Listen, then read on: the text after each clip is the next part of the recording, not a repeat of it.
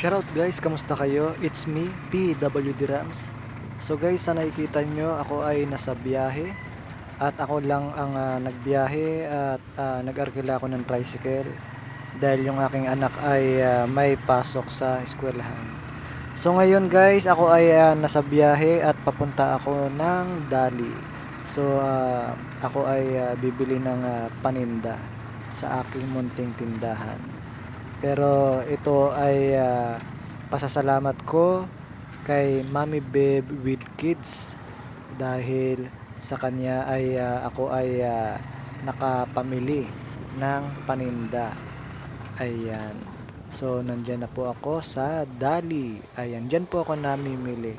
Dito lang po yan malapit sa aming lugar. So pero kailangan mag-tricycle dahil highway ang pupuntahan at ang lokasyon. So ngayon guys ay nasa loob na ako ng Dali Grocery. So maganda dito mamili at maluwag po yung kanilang space dito. Tamang-tama sa aking sitwasyon bilang isang PWD. So ayan, at ako ay nagpatulong kay kuya na inarkila kong tricycle driver dahil po yung aking makakasama ay nasa eskwelahan. So mabait naman itong si kuya dahil kaibigan ko ito sa aming lugar lang. So ayan, ako ay nagpapakuha ng kape. Then ayan, kumuha na rin ako ng biskwit. So ito po yung aking tinitinda dito ay galing dito yan sa Dali. Ayan. So dito ako namimili. Ito kasi yung malapit na lugar at maganda mamili dito dahil medyo maluwag. So tamang-tama dahil naka-wheelchair ako. So ayan, at ako ay muli nagpapasalamat kay Mommy Babe with Kids. Binigyan niya ako ng pandagdag na puhunan at makabili ako ng paninda. Ayan. Dahil yung aking paninda ay karamihan ay chichirya. So dahil nga sa sobrang init ang weather ay naisipan ko na bumili na rin ng mga juice at ilalagay ko sa cooler para doon ko palamigin. Ayan. So mangunguha muna ako ng chichirya at para pandagdag, pang display.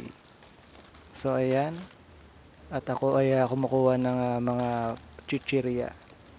Then pagkatapos niyan, kukuha din ako ng mga juice na aking ititinda dahil sobrang init at sigurado hahanapin ng mga customer yung may maiinom sila.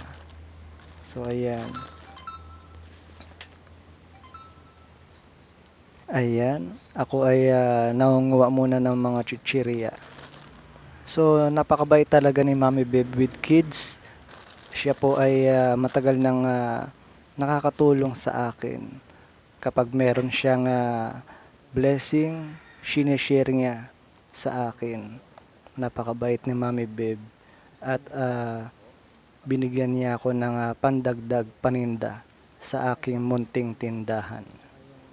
Ayan. So pasasalamat ko kay Mommy Babe na marami pang blessing na dumating sa kanya, siksik diglig na ipagkaloob ni God sa kanya. So ayan guys, ako ay nasa loob pa rin ng Dali Grocery at nagpapasuyo sa aking kaibigan na inarkila ko yung tricycle niya. Siya yung driver, so nagpapasuyo ako na paabot yung mga juice na aking ititinda. Ayan. So dito lang naman ito sa malapit sa aming lugar. Kaya lang yung lokasyon ay nasa highway. So 15 minutes lang naman yung biyahe.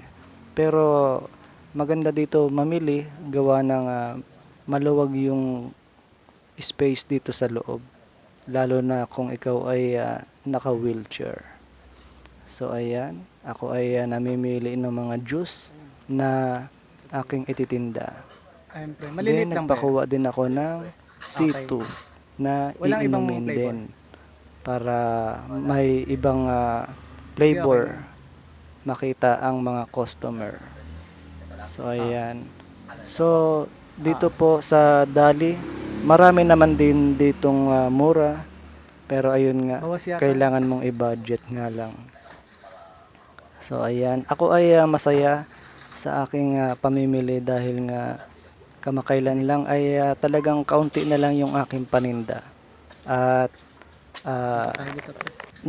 nagulat ako na si Mami Beb ay magbibigay ng blessing sa akin para pandagdag na paninda sa aking munting tindahan.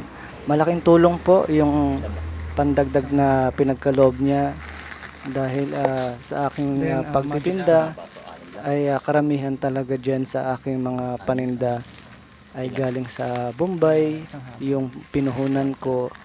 So kapag nakakabenta ako ay naguhulog din ako sa Bombay. So hindi naman malaki ang kitaan sa aking munting tindahan at dahil meron din akong pinag-aaral, pang baon-baon din. So mas maganda lang na nagsusumikap at meron akong pinagkakaabalahan na munting tindahan. So nagpapasalamat talaga ako kay God kasi gumagamit siya ng mga taong mabubuti ang puso para ako itulungan. Balikan ko na lang ha. So natapos na ako mamili at ako ay inilabas na ng kaibigan ko na inarkil ako ng tricycle at dadalhin niya na ako sa tricycle.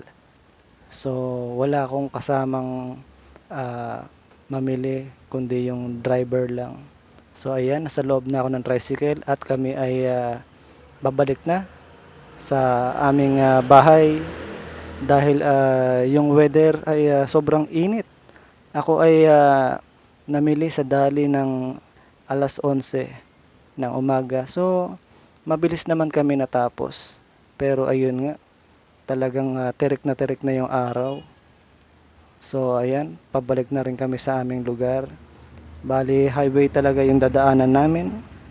Gawa ng, ayan po yung mga daanan dito sa aming lugar. Yung Dali ay, ang lokasyon niya ay dito lang sa Silcas, pero nasa highway siya. So ayan. So maraming salamat nga din pala sa mga nanonood sa aking mga video. At again, thank you so much, Mami Beb with Kids. Suportahan natin guys si Mami Beb with Kids from Australia.